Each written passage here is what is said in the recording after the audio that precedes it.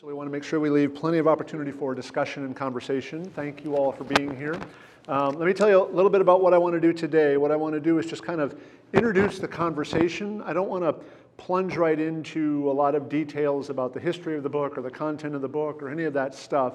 Rather, I want to kind of set up the conversation of the course as a whole as really a discussion about growing in the life of faith.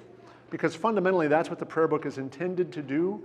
The prayer book is basically a tool for growing closer to God, growing more intimate in your relationship with God on a daily basis, individually, corporately, you name it. So the prayer book is intended to be a really concise instrument that draws us deeper into the life of discipleship. And that's the kind of conversation I want to have today. I want to talk about how the prayer book does that and what potential questions that puts before us with regards to how we understand the prayer book and how we use the prayer book. And then at the end of today's conversation, I want to spend a little bit of time talking about things you might be interested in learning about. I've suggested some topics at the bottom of the outline there, things we might talk about over the next 5 weeks. We don't have to talk about any or all of those. If you have particular questions that you've always just really wanted to dig into, then I'd like to capture those and get some sense of how we want to structure our discussion over the next couple of weeks. So over the course of today's class, be thinking about the questions that you have about the prayer book and the use of the prayer book and the organization of the prayer book and its history or whatever, and we'll see if we can kind of organize that into a plan for the next couple of weeks. But let me start by talking first about the way in which the prayer book links basically several dimensions of the experience of the church. It's almost kind of like an icon in the way that it functions, because it is at one and the same time an image of the church. It's an image of the scriptures. It gives us a particular way of engaging the scriptures and thinking about the scriptures. It's an account of the mission of the people of God. So there's some missiological and some evangelical stuff implicit in pretty much everything we do. There's a lot in here that bears on the way in which we understand God's presence and activity in the world. How do we understand God to be present and active in and through the church, in the world? How do those connect? It links together a number of other conversations, and I've listed some of those up here at the top. It is at one and the same time a resource that helps us encounter God in daily life. On a daily, weekly, seasonal basis, it gives us basically a framework for ordering the whole of life. It is by no means intended to be something that we pick up on Sunday morning and then put down 90 minutes later and then don't pick up again until the next Sunday morning. It really is intended to kind of give us a framework for thinking about every dimension of our life, both our lives as individuals and our lives as a community. It helps to order the life of the community around particular observances. Who are we not just as individuals, but who are we as the people of God? And what does our life together look like? And how does that way of being and that way of living distinguish itself from other ways of living and other ways of being, which is quite different from, I think, the way most North American Christians think about their life of faith. Most North American Christians think primarily of themselves first as individuals. I have my relationship with God, and I happen to go to this church because there's other like-minded individuals like me who go there. So all of us like-minded individuals get together and do this thing because we all like that. And there's another group of other like-minded individuals over here who do something different. Prayer book doesn't recognize that, to be honest. The prayer book says you are formed as an individual precisely by virtue of your participation in a community. And this community is ordered in this particular way. So it kind of is a very expansive account of how we understand our relationship between our individual lives, our corporate lives. It bridges simultaneously the past, the present, and the future. It looks back to, testifies to God's mighty act of salvation in the history of the church and in the history of the world. It looks immediately within the context of the present. How do we understand God to be present and active in the world right now in our midst? What is God doing right here, right now with us that connects us to that history? And how is this preparing us for where God is taking us? So it kind of draws us out of the tyranny of the immediate and opens our minds to a much broader expanse of the framework or the historical context within which our experience of the life of faith is situated. It was originally intended to be a unifying document. I've mentioned here that it unites us to the tradition of the whole people of God. There is a lot of Jewish worship in here. There was a lot of early Christian worship in here. There's a lot of medieval worship in here. And there's a lot of modern worship in here. How do those all bear on one another and inform one another? And how do those shape the way that we experience what's in here when we actually do it? I mentioned that the book was originally intended to be a unifying document. It was, obviously, when it was put together in the 16th and 17th century, it was designed to help bridge the differences and bridge the disagreements, really, between people in England who at that time were spending a lot of time arguing about worship and the nature of salvation and all that kind of stuff. It grows out of the English Reformation. And one of the concerns that shape the prayer book as it currently exists is how do we get all these warring factions, these Protestants and these Catholics and these Puritans and these, all these, how do we get them all together? And how do we do so in a way that will not only contribute to the furtherance of the work of the church, but the furtherance of the work of the kingdom, of the broader culture? So there's a clear eye towards the question of what we might call cultural establishment. There's a clear eye here turned towards the question of the relationship between the church and the world and how those two things are connected. And then finally, I've already mentioned that the prayer book is designed to equip and empower us to participate in the mission of God in and into the world. The prayer book is not something that is intended to draw us in and then hold us. It is intended to draw us in for the purpose of then sending us out. And you see this even in the liturgy, right? In Sunday morning when we have the entrance procession. Why do we have the procession? Well, we've got to get these people from the back of the nave to the front of the nave. Well, why don't they just start at the front of the nave? If it's all just, traffic, then why do we? The procession is intended to signify something. It's intended to signify the gathering of the people of God and the coming together of the people of God and the presentation of the people before God. We are here, we are assembled, we have come before you, and we now present ourselves for worship. The departing procession, similarly, well, we've got to get these people from the front to the... No. The departing procession is also intended to signify something. Having come together and having presented ourselves before God, having experienced God's grace through worship, having heard the word, we are now going out. And the departing procession kind of continues the liturgy by drawing us out of the church into the world. So that kind of coming together and going out movement is intentional. And every part of the liturgy is intended to signify something like that. And all of the things that the liturgy signifies are intended to give us a sense of what it means to experience and to participate in the mission of God. So all of that is only to say that every time you pick this up, you're picking up all of that. You're picking up the question of how we understand God's presence and activity in history. You're picking up the question how we understand the relationship between the church and the state. You're picking up the question of how we understand the relationship between the individual and the community, how we think about God's presence and activity in and through the sacraments.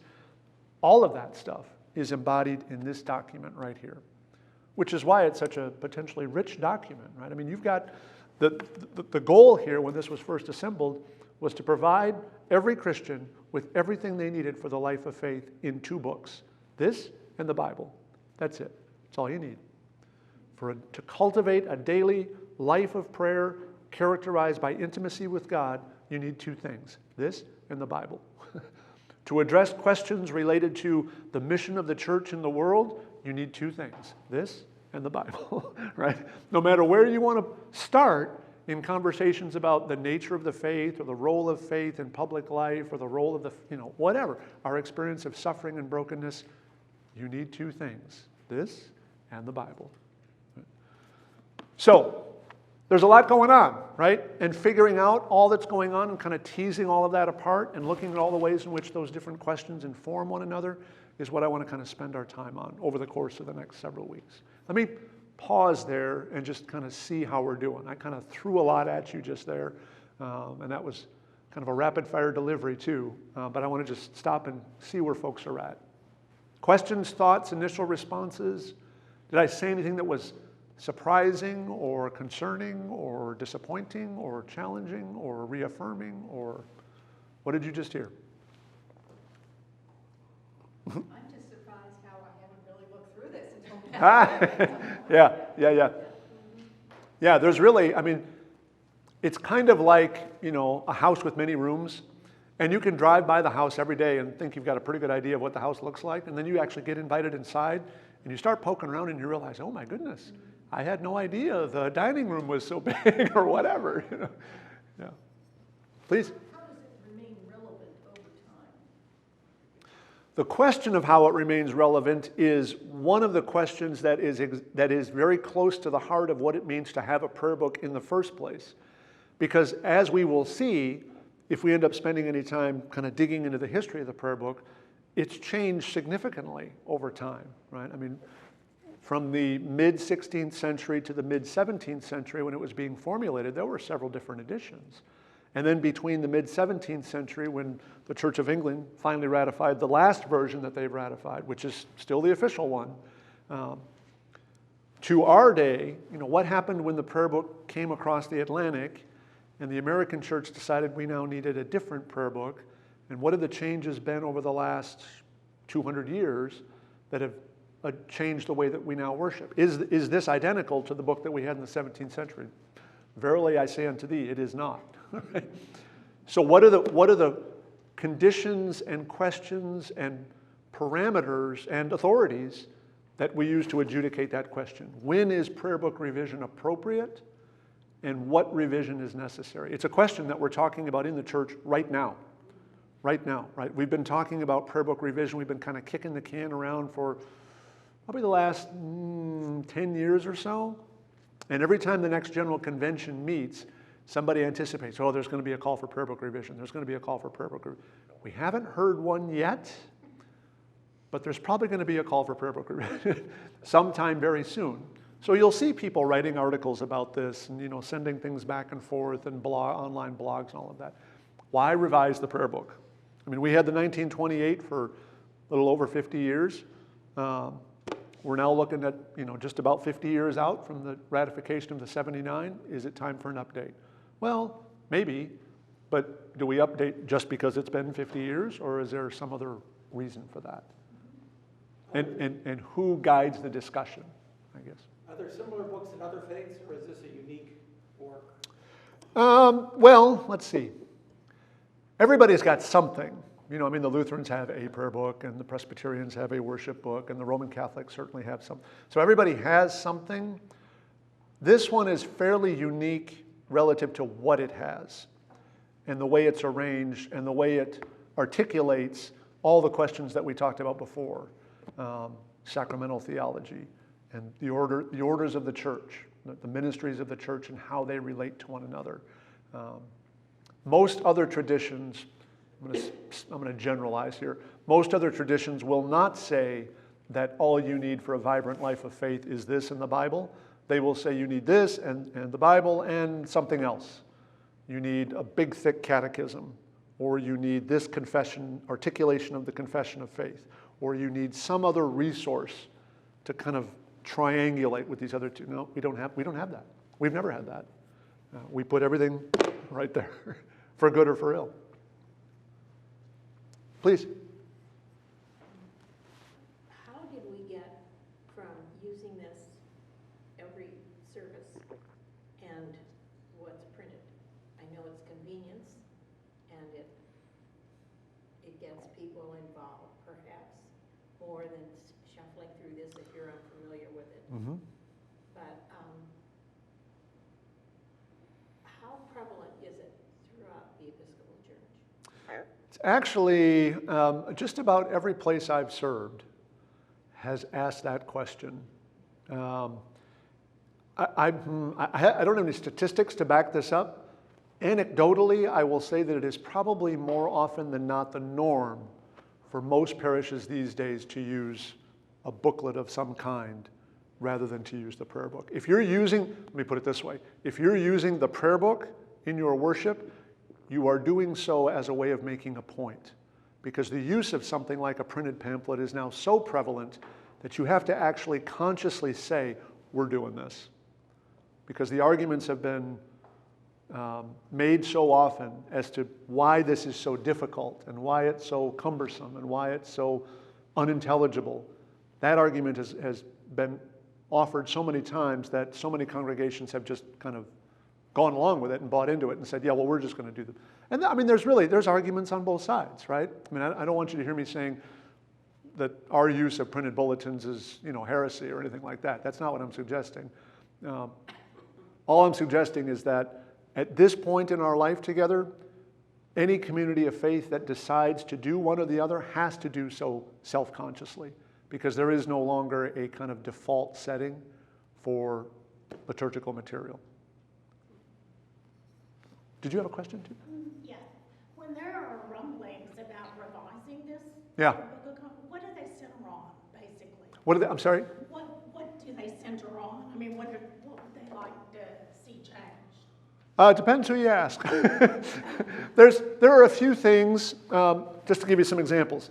There's a few things that we just kind of didn't really resolve in a satisfactory manner when we put the 79 together that are still here. So we're still not clear on the relationship between baptism and confirmation. What exactly is confirmation, and how does it fit within the life of faith? And how does the way we talk about confirmation inform the way we think about baptism? That kind of remains to be worked out. There's a few other details with regards to the simple, there's some kind of just basic technical things about the arrangement of the book and the way the materials connect with one another. Could we have done that better? Well, probably, yeah. So there's those kind of mundane activities. Yeah, nothing major. Well, but certainly the question of the relationship between Rite 1 services and Rite 2 services comes up. Do we still subscribe to the articulation of salvation that is implied in Prayer 1 of Rite 1 Holy Eucharist? How does that articulation of salvation connect to the way salvation is described in Prayer C of Rite 2 Holy Eucharist? Right? So we've got 6 different Eucharistic prayers. We've got Rite 1 and we've got Rite 2. Rite 1 has 2 prayers. Rite 2 has 4 prayers. And each one of those prayers has a slightly different account. It nuances the way it describes salvation and the experience of it, just slightly different, right? So is that a plus or is that a minus? That's a question, right? And as the church lives into the fullness of what it believes God is calling us to do we continue to find all 6 of those forms equally helpful? Another flashpoint that has emerged within the last 20 years has to do with our understanding of marriage. Since the Episcopal Church recognized same-sex marriage, we now are faced with the question of whether or not the right for marriage that we have in this book recognizes and accommodates that particular account. Because right now, to be honest, this account does not. Because the account of marriage that's in this book assumes that marriage is between a man and a woman. And if you're in a tradition that ratifies same-sex marriage, that's going to be a problem. So what do we do with that? Do we just change that service and leave the rest of the prayer book, or is this now an opportunity to do the whole of the book? And if so, what does that mean? And what are the questions that are before us? So I mean, you can see very quickly, it's all very freighted, right? It's all very freighted, because you can't have a discussion about which Eucharistic prayer you like without immediately getting into a conversation about who you think God is, who you think Jesus is, how you think salvation happens, the role of the church in the mission. I mean, all of that stuff is just waiting in the wings. The minute you open up a question about anything. I mean, there are serious controversies in the church about which lectionary you're using, right? Does this particular lectionary emphasize certain strands in the scripture more than other strands? And if so, is that a problem? Right? Because we've got 2 different lectionaries. We've got the Eucharistic lectionary. We've got the daily office lectionary. You get most of the Bible if you read through those lections, but not all of it. So what do we do with the stuff that was left out? Why did we leave it out? So it's all very, it's hard to have a neutral conversation about the prayer book. Andrew, Please. in your response to both Sissy and Barb, are there, within the United States and all the dioceses, are there some that traditionally push for revisions every convention more than other dioceses? Well, we haven't had, to my knowledge, we haven't had any diocese yet say, we need prayer book revision. Here is a resolution.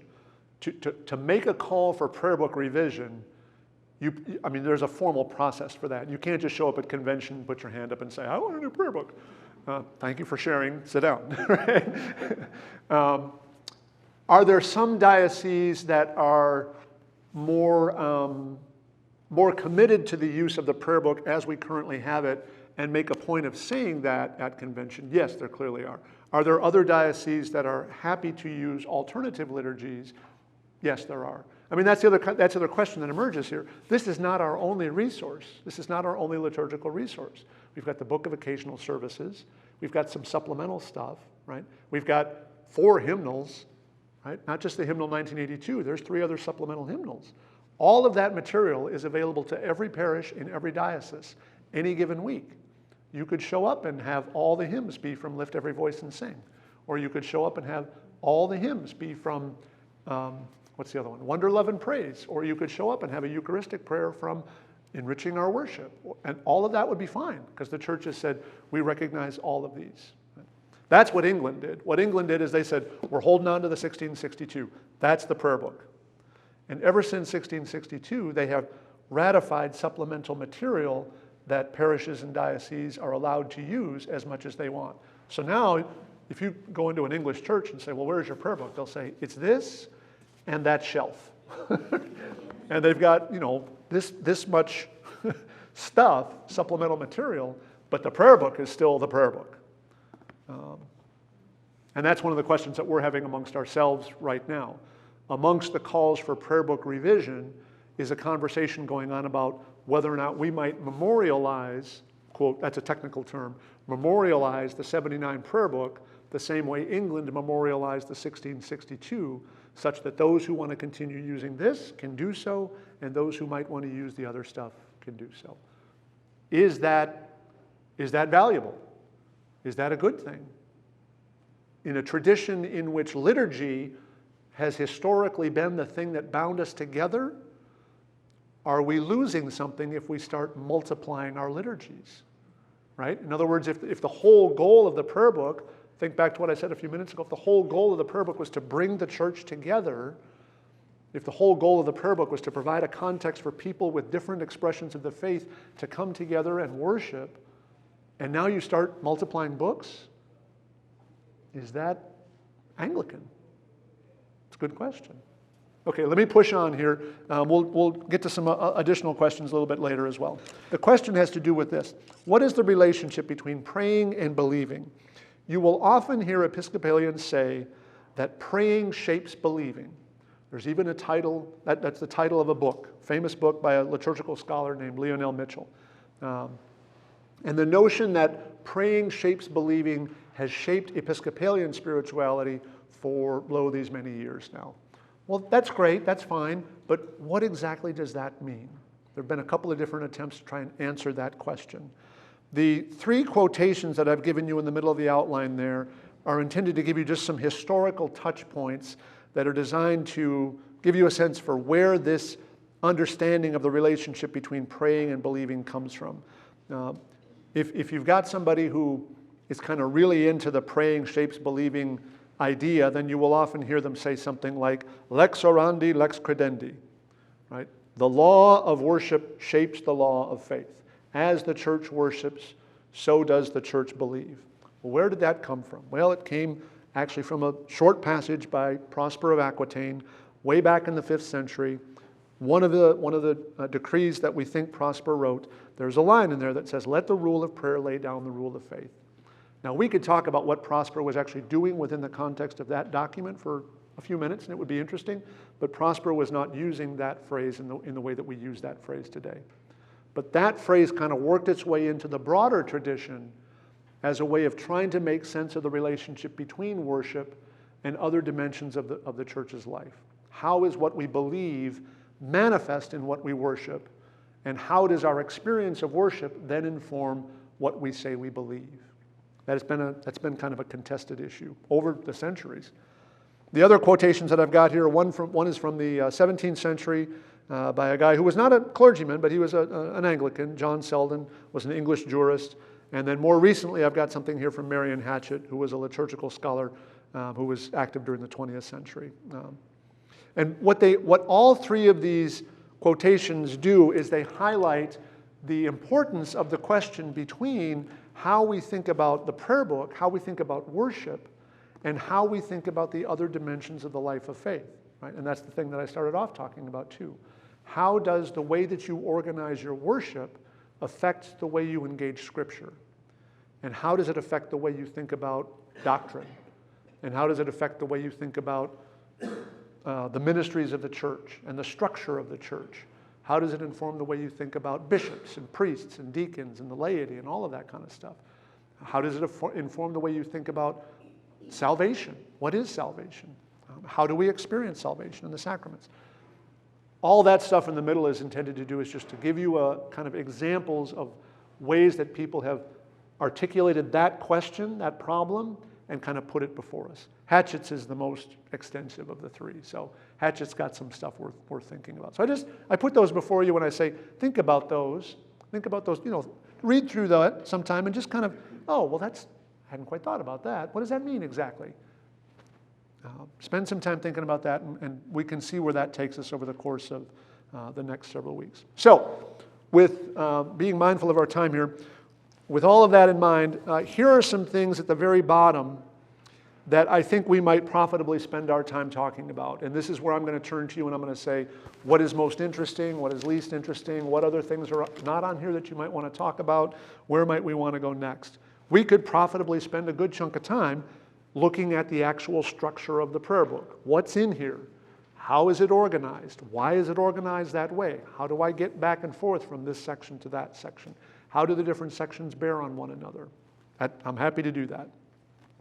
We should also spend some time talking about the sacramental life. We're not, strictly speaking, Protestants. We're Reformed Catholics.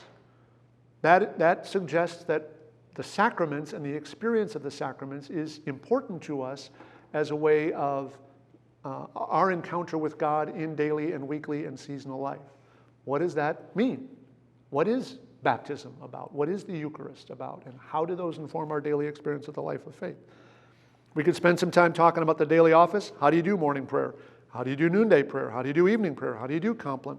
Where's the lectionary for that? Where do I find my readings? All that good stuff. Happy to do that. What is the relationship between sacred time, as articulated in the calendar, and what we might call secular time, right?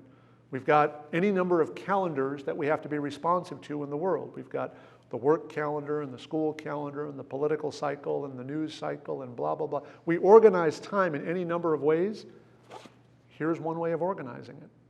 And how does this way of organizing time affect the other ways that we experience time and the way that we engage ourselves? We could spend some time talking about the history of the prayer book, both the English and the American. We could dig into the theology of the prayer book, look at what the prayer book might have to say about God, Christ, Spirit, whatever. Dig into the prayers, find some language in the prayers. Which of these would be most profitable to you? 137 every morning. Yeah. But I haven't really spent much time looking through it, and it would be wonderful to have a Okay. structure. Yeah, sure. Okay. Others? I agree with that comment. And one of the things that you said really struck me. As I told you before we started, I've been here about 35 plus years, and I've tried several times to use this book. And Yeah. I don't even look at it. Yeah. I've got 3 or 4 of them at home, but as a Catholic, the Missal was Yeah. the primary book. Yep. And that meant to me that the Eucharist was the bedrock of everything we did. Right. That has not been my experience as an Episcopalian at all. It's learning and sharing and relationships, Yeah. Okay. which was really missing in the Catholic Church. Mm-hmm. We didn't have Bible study, hardly ever. And so, I guess what I would like to get out of this class a refocus on the Eucharist. Go to the Eucharist because you're supposed to go to the Eucharist. Okay. My faith is based on the Eucharist. Spend some time talking about sacraments, the sacramental Right. life. Why Episcopalians love parades has mystified me. Okay. Are you talking about processions? You mean processions? Yeah. Okay. Other thoughts? I kind of, and I hope I'm not oversimplifying this, but I kind of see the Book of Common Prayer as a tool belt. And I want to know what tools are in there, and how to use them. Okay. So maybe some attention to the structure would be helpful. I mean, tying the structure in with the unpacking of it. Yep. What is in there? Maybe the two are intertwined and there's no difference between the two. Okay. Okay. Good. And further to that, how we could appreciate it more than just for an hour on Sunday morning. Yeah. How it's a tool. Yep. I think Okay. it's one of the most underappreciated things available. Yeah. Used also, right? Yeah. I think one of the sad byproducts of having everything in the bulletin is that this book becomes intimidating. Yeah. Right. It's something that becomes a little less approachable. Right, perhaps. right. Well, and that's the irony there is that it was intended to make things easier. Well, it really was. I mean, we were talking just before the service, or before the class started. When Cranmer was assembling this, he literally had a stack of books in front of him on his desk, because that's how many books you would need, especially if you were clergy, to get your way through a service. I mean, you had to have one part for the liturgy of the word, you had to have the lectionary stuff, you had to have the missal for the, there was this stuff and this stuff and this stuff, and you would go into a service with this armful of books, right? And Cranmer said, we're done with that. We're going to put it all in one book. So just putting it in one book was itself somewhat revolutionary. I mean, one book, and the people initially were kind of like, oh, well, this is easy. It's all right here, and now we've gotten so far from that, people come in and they're like, I don't know where anything is and how. So we've kind of come full circle, right? And relearning that and relearning how to engage that, because this was intended to, every home in England was supposed to have one of these and the Bible, with the clear expectation that every home would be using this every day to help them read the Bible and engage in prayer. I mean, they were supposed to be, the idea was to kind of take the genius of monasticism, the slow, steady commitment of spiritual discipline over time, and to push that out into the parishes, and to say, this is how you grow as a Christian. Just keep doing it. Just keep doing it. And here's the means you use to do it. There's something very monastic about this. But we've kind of lost a bit of that, I think. If you're going to 11 o'clock service, then I want to just sound the alarm. Now's your chance to bolt. I'm happy to stick around and continue talking and ask questions and talk further. I'm hearing that what we want to do is spend a good chunk of time talking about the structure and content. We'll go there next. We'll spend at least the next week talking about that, and then we'll see where else that leads us. And then the daily encounter with God after we learn about the structure, is that how to use it? Yeah. Once we kind of dig into the structure, a lot of other things will start to fall out, I think. So, but yeah, we'll look at the office for sure. All right? Thank you, Andrew. You bet. Thank you. Thank you all, friends. Good to have you here.